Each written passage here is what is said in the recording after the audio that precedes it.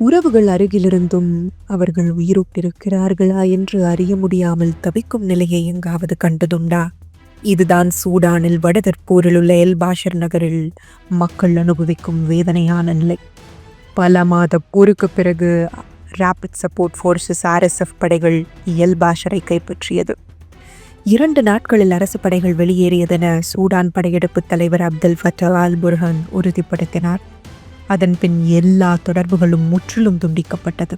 Sudan முழுவதிலும் குடும்பங்கள் தங்கள் அன்புக்குரியவர்களை அணுக முடியாமல் துன்பத்தில் மூழ்கியுள்ளனர்.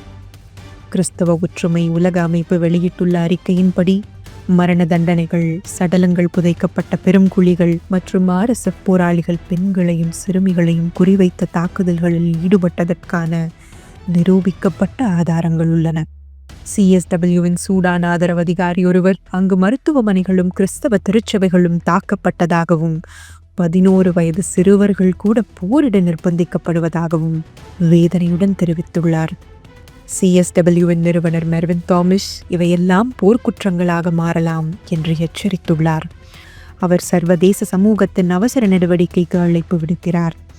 எல் பாஷர் மற்றும் சூடானில் மக்கள் தங்கள் குடும்பத்தினரை சென்றடைய முடியாமல் துயரப்படுகிறார்கள். கிறிஸ்தவர்களாகிய நாம் ஒற்றுமையுடன் நின்று ஜெபிக்கவும், இந்த உண்மையை பகிரவும், உடனடியாக நடவடிக்கை எடுக்க வலியுறுத்துவது நம் கடமை. அன்புள்ள இயேசுவே, சூடானின் இருளுக்குள் உமது ஜீவ ஒளி பிரகாசிக்கட்டும். அங்கே உள்ள ஒவ்வொரு வேதனையையும் உமது சமாதானம் நிரப்பி மக்களுக்கு ஆறுதல் அளித்தருளும். Explore the ArtConnect app's news section now.